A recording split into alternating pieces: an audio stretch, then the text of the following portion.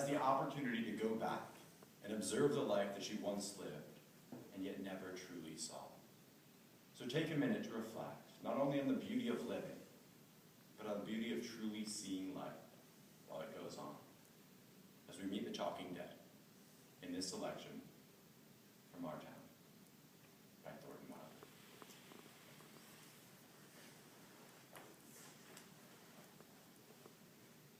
Who is it, Julia?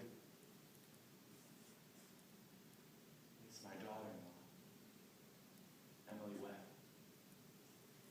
Well, I declare, the road up here must have been awful, Letty. What did she die of, Julia? In childbirth. My. Wasn't life awful and wonderful? I remember Emily's wedding. Wasn't it a lovely wedding? And I remember her reading the class poem at graduation exercise. She was one of the brightest girls that ever graduated from high school. I've heard Principal Wilkins say so, time after time. I called on their farm just before I died. Hello. Hello, Emily. Hello, Mother Gibbs. Emily? It seems thousands and thousands of years since Oh, I don't like being new here. I wish I'd been here a long time. Live people don't understand, do they? No, dear. Not very much.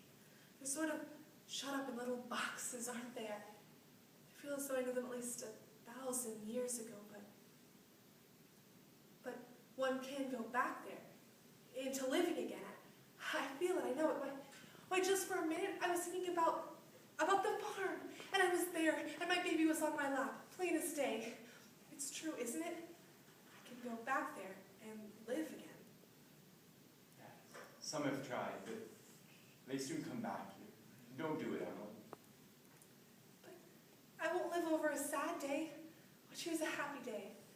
I'll choose the day I first knew that I loved George. Why should that be painful? You not only live it, but you watch yourself living it. And as you watch it, you see the things that they, down there, never know. You see what's going to happen afterward. But is that painful? That's not the only reason why you shouldn't do it, Emily. When you've been here longer, you understand what our life here is. You forget all that.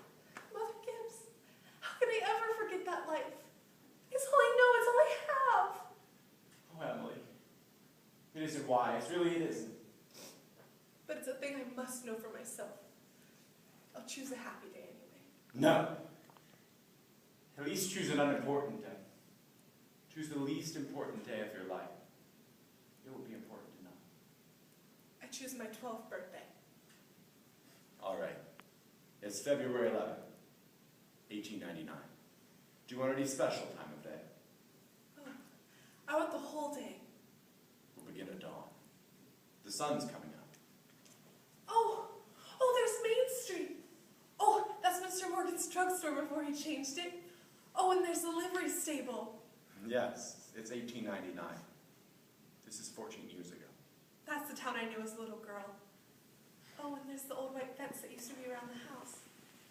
Oh, I'd forgotten about that. I love it so. Are they inside? Yes. Your mother will be coming downstairs any minute now to make your breakfast. Wally, Emily, it's time to get up. Mama, I'm here. Oh, how young Mama looks. I didn't know Mama was ever that young. They're so young and beautiful. Why do they ever have to get old? I love you all, everything. I can't look at everything hard enough. Well now, a very happy birthday to my girl. There's some surprises for you sitting on the kitchen table. But first, make sure to eat your breakfast, because I want you to grow up to be a good and strong girl. But that in the blue paper is something from your Aunt Carrie. And I guess you can probably guess who brought over that postcard out. George Gibbs. Must have come over in the cold pretty early. Right next to him. Oh, George. I'd forgotten about that. Oh, Mama. Just look at me wondering as though you really saw Mommy, Mama, 14 years have gone by. I'm dead. Your grandmother, Mama. Mama, I married George Gibbs. Wally's dead too. His appendix burst on a camping trip to North Conway. We felt just terrible about it. Don't you remember? But just for a minute we're together. Just for a minute we're happy. Let's look at one another. And that, in the yellow paper, is something I found in the attic. I hope you like it. I can't go on. It goes so fast. We don't even have time to look at one another. All of that was going on and I never knew.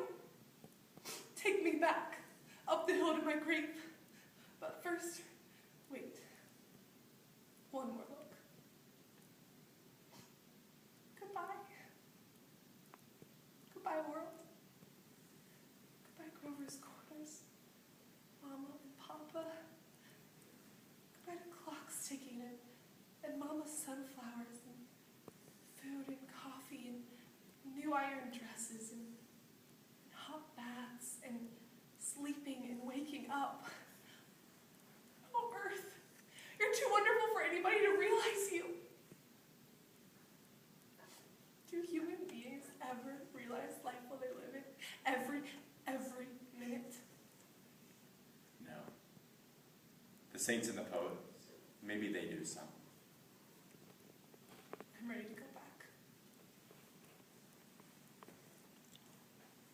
Were you happy? No. I should have listened to you. That's all human beings are, just blind people. Mother Gibbs, Yes, they don't understand, do they? No, dear. They don't understand.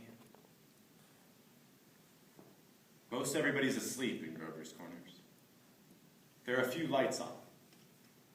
Sadie Hawkins down at the depot has just watched the Albany train go by. And at the livery stable, there's some people that are sitting up still, talking. It's clearing up. There's stars doing their old crisscross journeys in the sky. Scholars haven't settled the matter yet, but they seem to think that there are no living beings up there. Just chalk or fire. And only this one is straining away. It's straining away all the time to make something of itself. The strain so bad that every 16 hours, everyone lies down to get a rest. It's 11 o'clock in Grover's Corners. You best get a good night's rest, too.